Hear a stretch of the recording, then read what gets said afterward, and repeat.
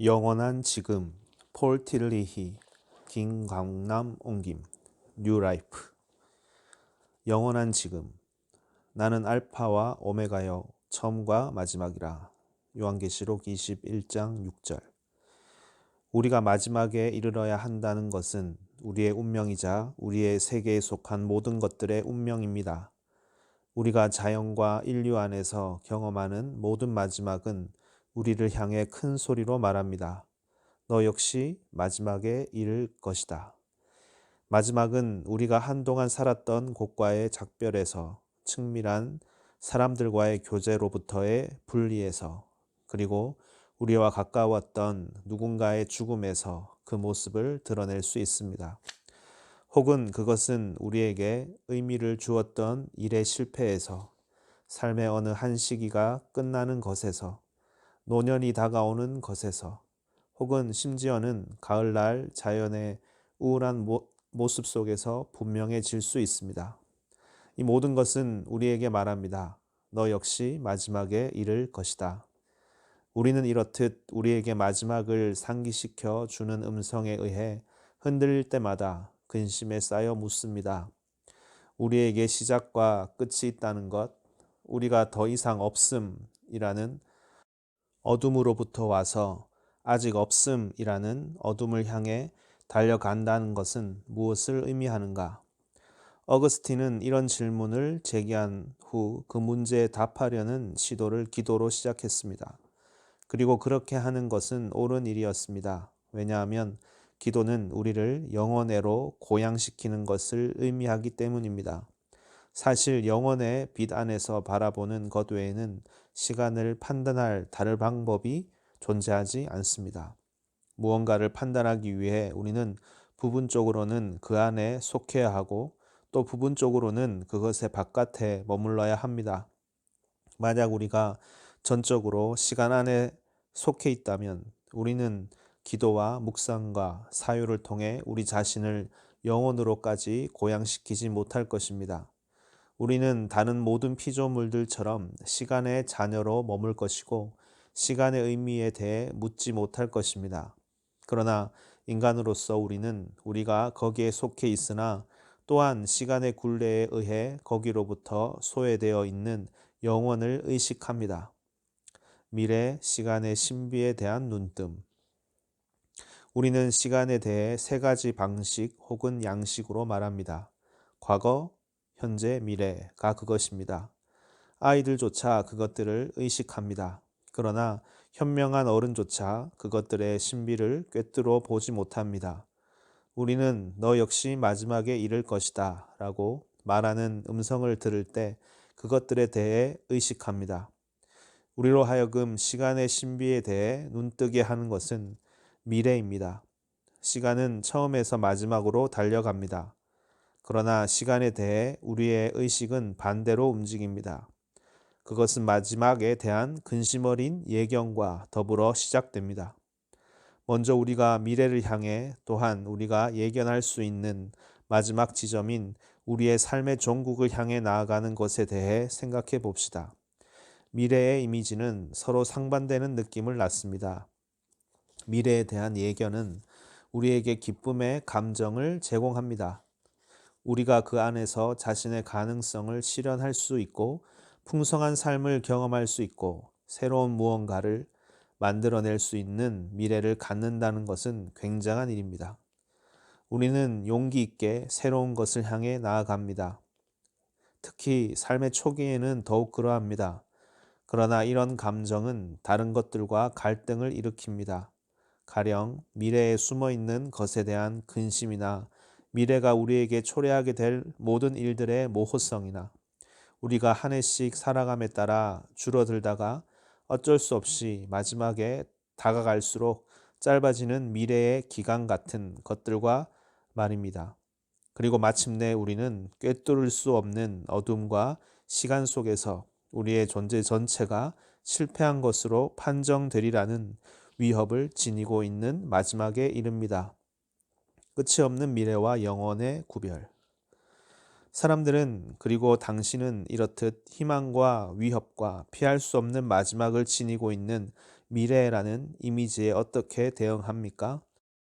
아마도 우리들 대부분은 임박한 미래를 바라보고 그것을 예견하고 그것을 위해 일하고 그것을 희망하고 그것에 대해 근심함으로써 반면에 그보다 훨씬 먼 미래에 대한 의식을 차단함으로써 그리고 무엇보다도 자신의 미래의 마지막 순간에 대한 의식을 차단함으로써 그런 이미지에 대응할 것입니다. 아마도 우리는 그렇게 하지 않고서는 우리의 시간 대부분을 살아가지 못할 것입니다.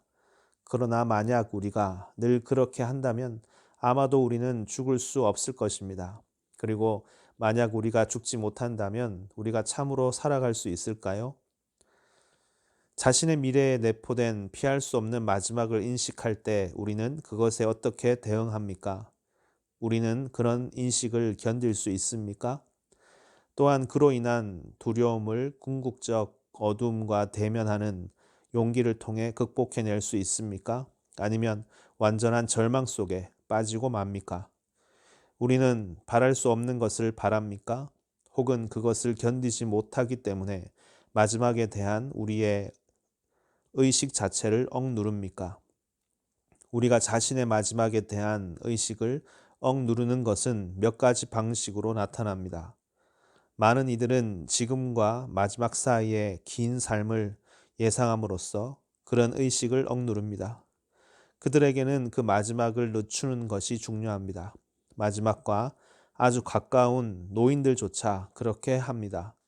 그들은 그 마지막이 아주 오랫동안 늦춰지지는 않으리라는 생각을 견디지 못합니다. 또 다른 많은 이들은 이런 생각의 기만성을 깨닫고 죽음 이후에도 자신의 삶이 계속되기를 바랍니다. 그들은 이 생에서 자기들에게 거부되었던 것을 성취하거나 소유할 수 있는 끝이 없는 미래를 기대합니다. 이것은 미래에 대한 아주 널리 퍼진 태도이며 또한 아주 단순한 태도이기도 합니다. 그것은 마지막이 존재한다는 사실을 부인합니다.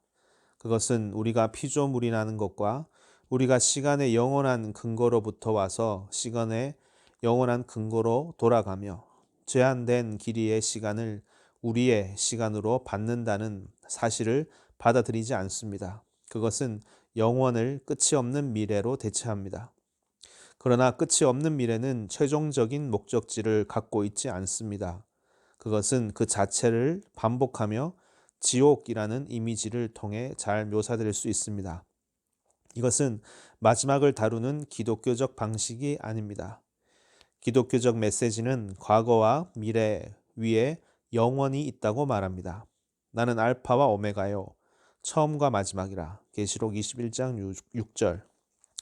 기독교의 메시지는 시간이 마지막을 향해 달려간다는 것과 우리가 우리의 시간의 마지막을 향해 움직이고 있다는 것을 인정합니다. 그리고 많은 이들이 사실 성경은 그런 말을 하지 않음에도 불구하고 막연하게 내세나 죽음 이후의 삶에 관해 말합니다. 우리의 기도문들에서조차 영원은 마지막이 없는 세상이라고 번역되어 있습니다. 그러나 세상은 그 본질상 마지막에 이르지 않을 수 없습니다. 만약 우리가 어리석고 희망 어린 생각을 하지 않고 진리 안에서 말하기를 원한다면 우리는 무시간이나 끝이 없는 시간이 아니라 영원에 대해 말해야 합니다. 미래의 신비는 우리가 시간으로부터 취한 이미지들을 사용해 그것에 대해 말할 수 있는 영원 안에서 대답을 얻습니다. 그러나 만약 우리가 그런 이미지들이 이미지라는 사실을 잊는다면 우리는 어리석음과 자기 기만에 빠지게 됩니다. 시간 이후의 시간은 존재하지 않습니다. 그러나 시간을 초월하는 영원은 존재합니다. 과거 우리가 무시하는 시간. 우리는 아직 없는 무언가를 향해 나아갑니다. 또한 우리는 더 이상 없는 무언가로부터 왔습니다. 우리는 우리가 거기로부터 온 것에 의해 현재의 우리로서 존재합니다. 우리에게는 마지막에 있듯이 또한 시작이 있습니다. 우리는 우리보다 오래 산 사람들로부터 그것에 대해 듣습니다. 우리는 역사서들을 통해 그것에 대해 읽습니다. 우리는 그 누구도 우리에게 그것들에 관해 말해줄 수 없는 상상조차 할 수 없는 세월의 흐름을 마음으로 그려봅니다. 우리가 우리의 더 이상 존재하지 않음을 상상하기란 어렵습니다. 또한 우리의 아직 존재하지 않음을 상상하는 것 역시 동일하게 어렵습니다. 그러나 대개 우리는 우리의 아직 존재하지 않음에 관해, 즉 우리가 존재하지 않았던 우리의 출생 이전의 무한한 시간에 관해 신경 쓰지 않습니다. 우리는 다음과 같이 생각합니다. 우리는 지금 존재해. 이것은 우리의 시간이야. 그리고 우리는 그것을 잃는 것을 원하지 않습니다. 우리는 우리의 시작 이전에 있었던 것에는 관심이 없습니다. 우리는 죽은 후의 삶에 관해 묻지만 우리의 출생 이전에 우리의 존재에 관해서는 묻지 않습니다. 그러나 그 질문을 하지 않고 다른 질문을 하는 것이 가능한 것일까요? 제4 복음서 기자는 그렇게 생각하지 않습니다.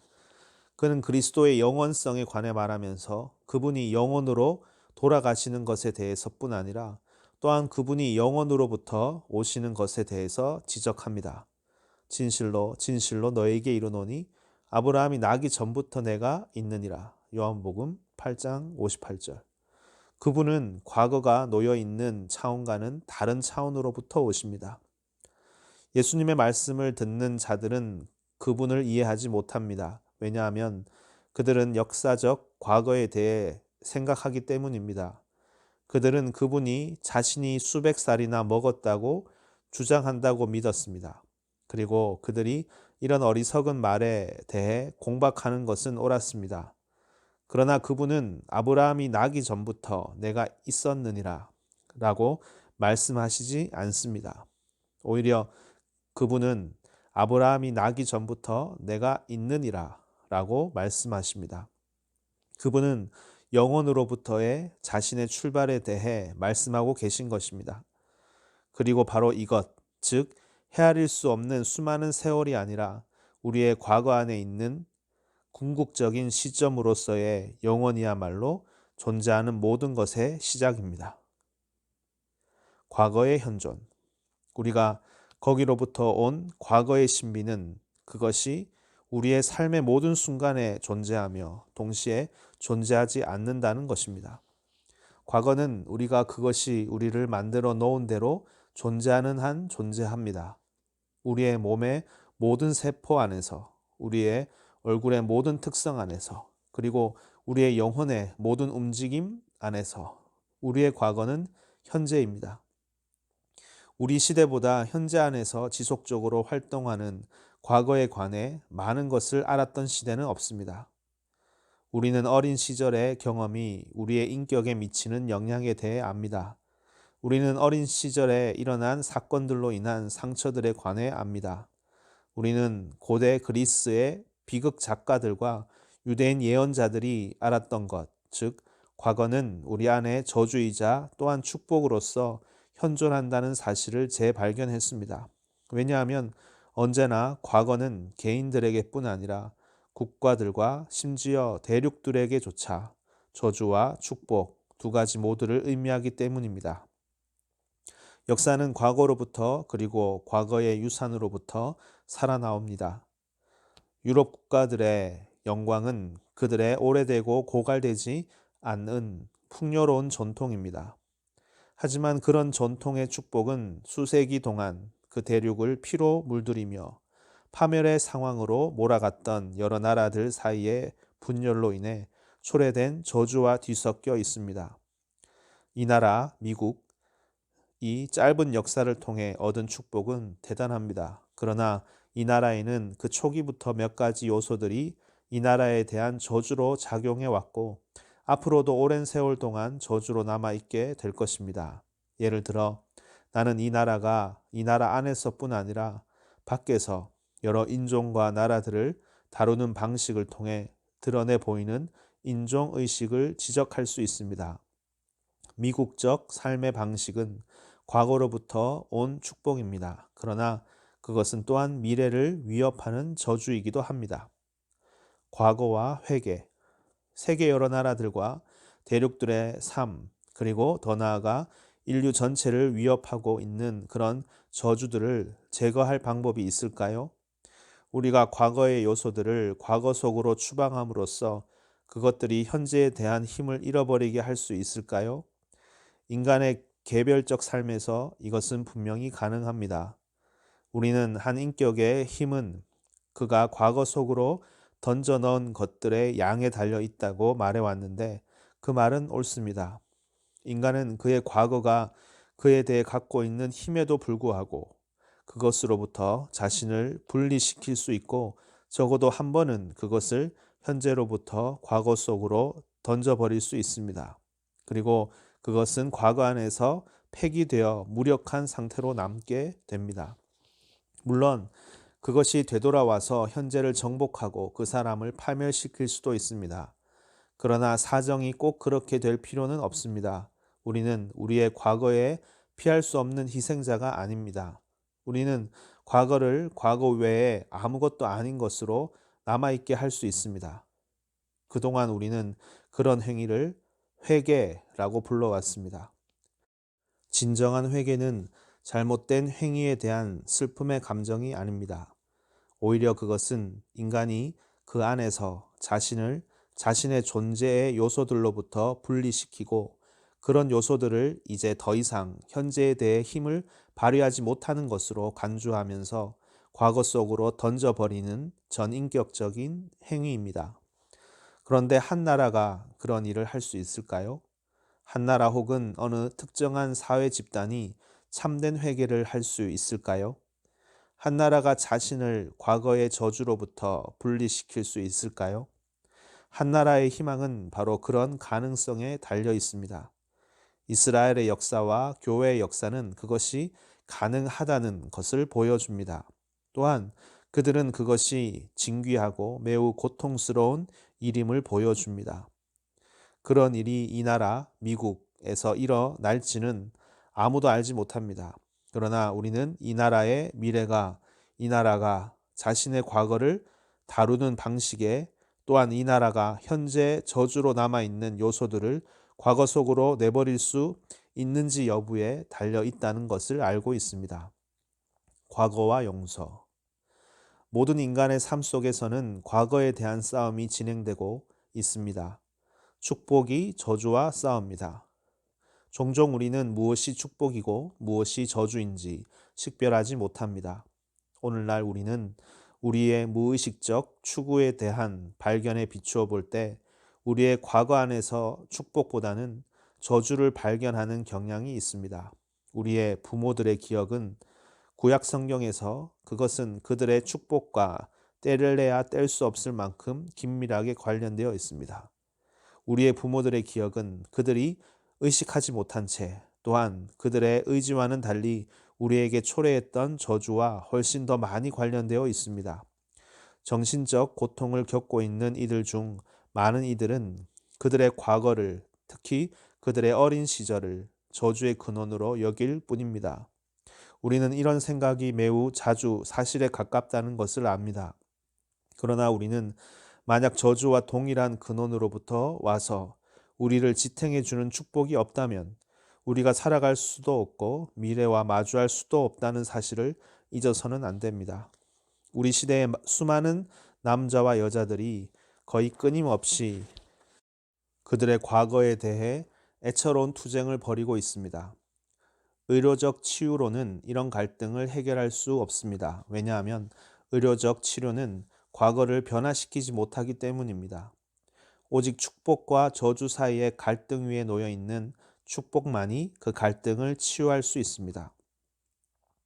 그것은 겉보기에 변할 수 없을 것처럼 보이는 과거를 변화시키는 축복입니다.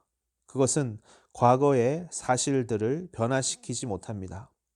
이미 발생한 일은 발생했으며 영원토록 그대로 남아 있습니다. 그러나 사실들의 의미는 영원한 것에 의해 변화될 수 있습니다. 그리고 이런 변화의 이름은 용서입니다. 만약 과거의 의미가 용서에 의해 변화된다면 미래에 대한 그것의 영향력 역시 변화됩니다. 저주의 특성이 과거로부터 제거됩니다. 저주는 용서에 변화시키는 힘을 통해 축복이 됩니다. 과거에는 축복과 저주만 있는 것이 아닙니다. 과거에는 공허 역시 존재합니다. 우리는 한때 우리에게 풍성한 만족을 주었었던 경험들을 기억합니다. 이제 우리는 그것들을 기억하면서 그것들의 풍성함이 사라졌고 그것들의 황홀함이 없어졌고 그것들의 충만함이 공허로 변했음을 깨닫습니다. 쾌락, 성공, 허영 등이 이런 성격을 갖고 있습니다. 우리는 그것들을 저주로 느끼지 않습니다. 우리는 그것들을 축복으로 느끼지도 않습니다. 그것들은 과거에 의해 삼켜졌습니다. 그것들은 영원한 것에 기여하지 못했습니다. 우리의 삶에서 이런 판단을 피할 수 있는 것이 얼마나 적은지 자문해 봅시다. 영원한 지금, 미래의 신비와 과거의 신비는 현재의 신비 안에서 결합됩니다. 우리의 시간, 즉 우리가 갖고 있는 시간은 우리가 그 안에서 현존을 갖고 있는 시간입니다. 그러나 우리가 어떻게 현존을 가질 수 있을까요? 현재는 우리가 그것을 생각할 때 즉시 사라져 버리는 순간이 아닙니까? 현재는 계속해서 움직이는 과거와 미래 사이의 경계선이 아닙니까? 그러나 움직이는 경계선은 우리가 그 위에 머물 수 있는 곳이 아닙니다. 만약 과거에 더 이상 없음과 미래에 아직 없음 외에 아무것도 우리에게 주어지지 않는다면 우리는 아무것도 갖지 못할 것입니다. 우리는 우리의 시간인 시간에 대해 말할 수 없고 우리의 현존을 갖지 못할 것입니다. 우리가 현존을 갖고 있다는 것, 더 나아가 우리가 현재의 그것을 예견하기 때문에 또한 우리의 미래를 갖고 있다는 것, 그리고 우리가 현재의 그것을 기억하기 때문에 또한 우리의 과거를 갖고 있다는 것은 하나의 신비입니다. 현재의 우리의 미래와 우리의 과거는 우리의 것입니다. 그러나 만약 우리가 결코 끝나지 않는 시간의 흐름에 관해 생각한다면 현존은 존재하지 않습니다. 현재의 수수께끼는 시간의 모든 수수께끼들 중에서도 가장 깊습니다.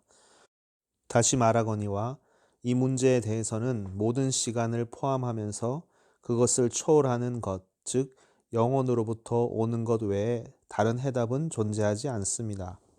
우리가 지금 혹은 오늘이라고 말할 때마다 우리는 우리를 위해 시간의 흐름을 멈추게 합니다. 우리는 현재를 받아들이고 우리가 그것을 받아들이는 바로 그 순간에 그것이 사라진다는 것에 대해 마음을 쓰지 않습니다. 우리는 그 안에서 살고 그것은 모든 새로운 현재에 우리를 위해 새로워집니다. 이것은 시간의 모든 순간이 영혼에 맞닿아 있기 때문에 가능합니다. 우리를 위해 시간의 흐름을 멈추게 하는 것은 영원입니다. 우리에게 일시적인 지금을 제공하는 것은 영원한 지금입니다. 히브리서의 말씀처럼 우리는 오늘이 여전히 오늘이기 때문에 살아갈 수 있습니다. 히브리서 4장 7절 참고. 모든 사람이 일시적인 지금 안에서 이런 영원한 지금을 인식하는 것은 아닙니다. 또한 아무도 계속해서 그렇게 하지는 못합니다. 그러나 때로 그것이 우리의 의식 속으로 강력하게 뚫고 들어와 우리에게 영원, 즉 시간 속으로 틈입해 우리에게 우리의 시간을 제공하는 시간의 차원에 대한 확신을 제공합니다. 안식. 이런 차원을 인식하지 못하는 사람들은 현재의 안식을 얻을 가능성을 잃어버립니다. 히브리서가 묘사하듯 그들은 결코 하나님의 안식 속으로 들어가지 못합니다. 히브리서 4장 7절에서 11절 참고. 그들은 과거에 붙들려 있고 그것으로부터 자신을 분리해내지 못합니다. 혹은 그들은 현재에 안식할 수 없기에 미래로 도망칩니다. 그들은 시간의 흐름을 멈추고 우리에게 현재의 축복을 제공하는 영원한 안식에 들어가지 못합니다. 아마도 이것은 특히 서구와 그 중에서도 특별히 이 나라에서 나타나는 우리 시대의 가장 현저한 특징일 것입니다. 우리 시대는 영원의 차원을 잃어버렸기 때문에 현존을 받아들일 용기를 갖고 있지 못합니다. 나는 알파와 오메가요. 처음과 마지막이라. 이것은 시간의 굴레 속에서 살고 있는 우리에게, 즉 마지막과 대면해야 하고 과거로부터 도망치지 못하고 발을 딛고 서기 위한 현재가 필요한 우리에게 주어진 말씀입니다.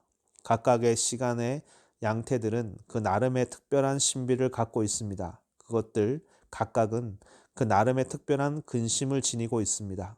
그것들 각각은 우리를 궁극적인 질문에로 몰아갑니다. 이런 질문들에 대한 유일한 대답이 있습니다. 그것은 바로 영원입니다. 모든 것을 소멸시키는 시간의 힘을 억누르는 유일한 힘이 있습니다. 그것은 바로 영원입니다.